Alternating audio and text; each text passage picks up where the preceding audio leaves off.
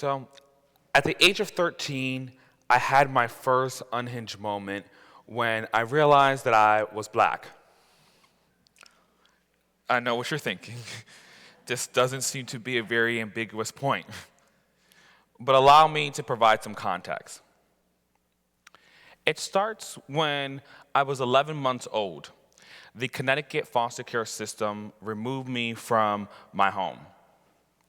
My mother struggled with drug addiction, and she cycled in and out of bad situations. At the age of 6, I was able to be placed back in my mother's care, along with my siblings. However, the challenges were too great. So I found myself back in foster care. My mother could not take on the emotional and financial responsibilities. And without the proper support, we all had to go back in. At the age of 9, I found myself adopted. My adopted mother did not really care about my well-being. From the beginning, she made it very clear that I wasn't equal, that I wasn't part of the family, and that I wasn't welcomed. She cared more about the check, that monthly check, than she cared about me. So I experienced being locked out. I experienced being hidden, shunned, and not being a part of that family. But things started to change.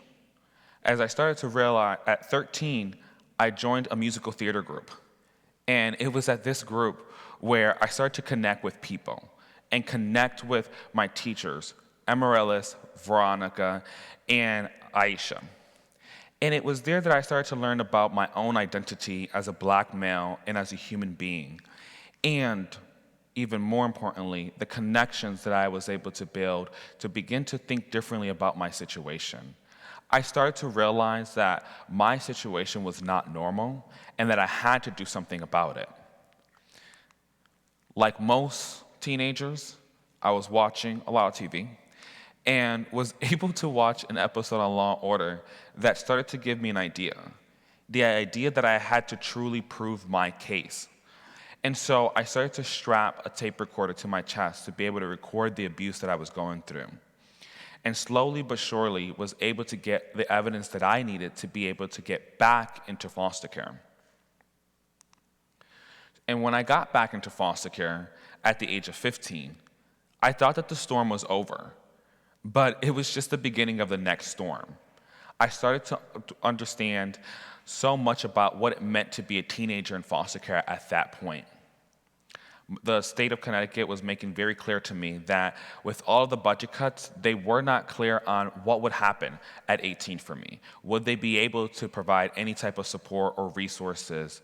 It was very unclear. So I started to worry about what was going to happen in my life after foster care. I began to really worry about those things. At the age of 18, 28,000 young people across this country have to figure out what they're going to do. Without the proper support, without the proper family relationships, and even the proper opportunities to thrive, we see negative outcomes. 20% of our young people end up homeless at 18. About half of us end up underemployed, and 3% of us get a bachelor's degree by the age of 26. Without the proper supports, without the relationships and resources, aging out of foster care becomes almost impossible to transition from that situation to a healthier situation. So I got obsessed with what I was going to be able to do. And I was able to join the Jim Casey Youth Opportunity Initiative, a specific program called the Opportunity Passport. And it was in this program where I started to learn what it meant to be self-sufficient as that 15-year-old, that 16-year-old. And there I learned the basics of money management, got a bank account, was able to learn what it meant to rent an apartment, and I even bought my first car by the time I was a senior in high school. So I kind of became the cool kid. But that program was so important to me because it allowed me to think, it surrounded me with the support of adults who really coached me on being prepared. In 2011, I was accepted to Virginia Commonwealth University.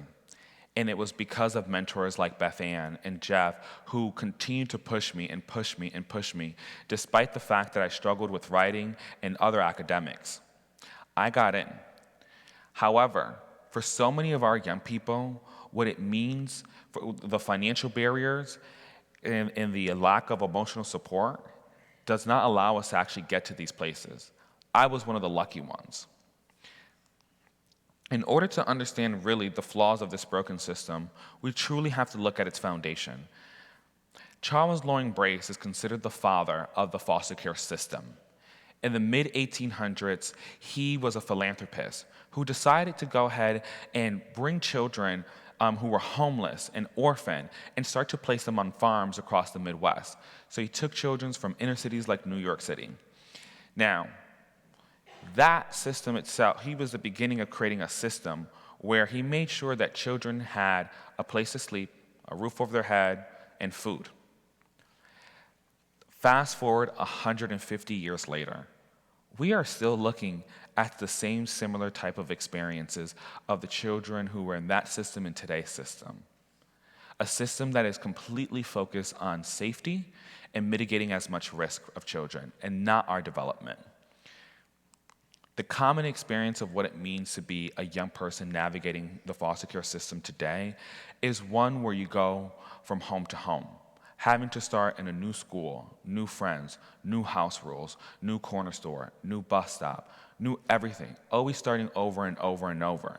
The idea of this system that was created over 200 years ago, that if you work hard enough and you bootstrap your way up, that you can be successful, still rings today true in this system.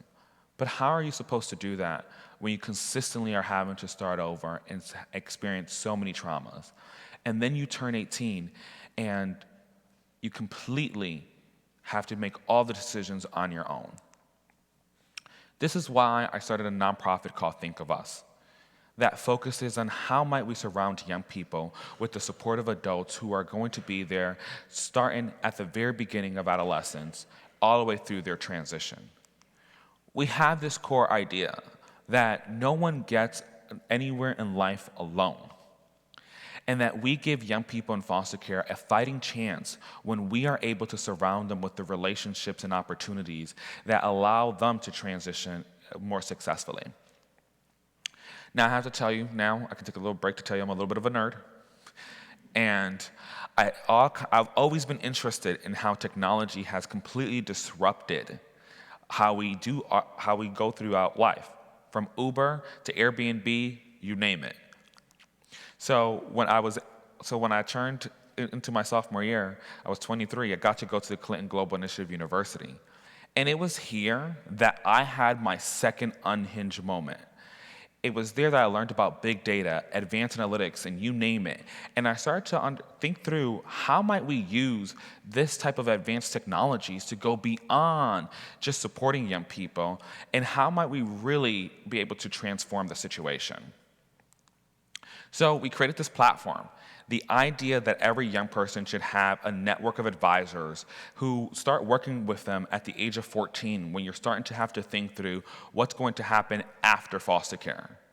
And then from there, how does that network of advisors become your personal advisory board that coaches you all the way into your mid-20s, all the way through your actual transition, and not just drop you off at 18? I want to give you a quick example. So this is Jay. Didn't want to show his face, And Jay came to us when we were building our prototype because we focused on designing with those who are affected by the problem. And when Jay came to us, his dream was to become a rapper, a socially conscious rapper like Kendrick Lamar. And we said, cool. But in the meantime, we have to be able to find you a stable place to live and enough income to take care of yourself. And so we worked on the first goal of getting a job, and Jay was able to do that. And then we had a little bit of challenge on the second goal, which was budgeting, because you see, Jay loved weed. And so when part of his check wasn't going there, the other part was going to Munchies. I guess some people really understand.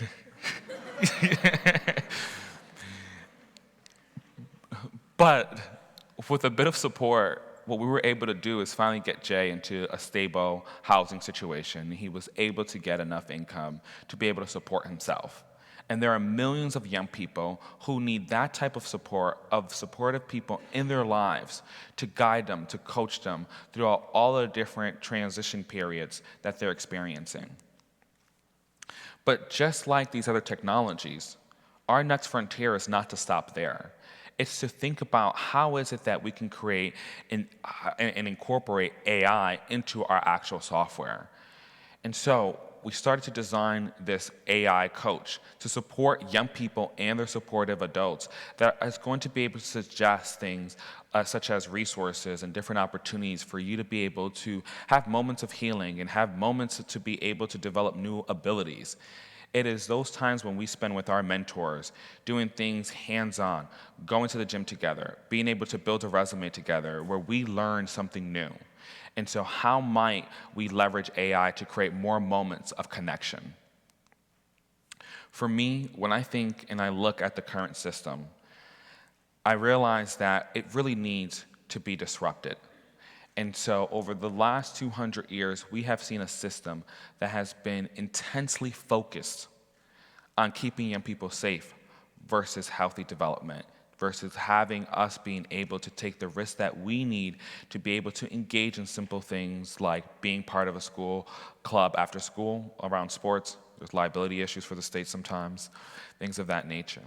So every year we have multiple hackathons where we bring together young people in foster care, social workers, other child welfare experts, data scientists, UX and UI designers. And in that same room, we begin to hack on the idea of how might we create tools that completely rethink the way that we are doing things, so that then we can incorporate those ideas, concepts, and principles and tools into our platform and into other people's platform, so that we can have the actual tools that support young people navigating the system. When I think of us and what makes us special, a lot of people can talk about the tech, the data, and how we might use all of that to do fancy things. But the reality of the issue is that what makes us different and what's the secret sauce of Think of Us is the human connection. It's the idea that every single one of us has to have people in our lives that coach us through some of the most difficult moments, but who also show up in the audience in some of the most proudest moments that we have. You see, I truly believe that it is connection, not tech, that is going to be able to fix the foster care system. When we focus on a system and tools that prioritize people connecting to people and building that true bond, then we're going to be able to see a different system itself.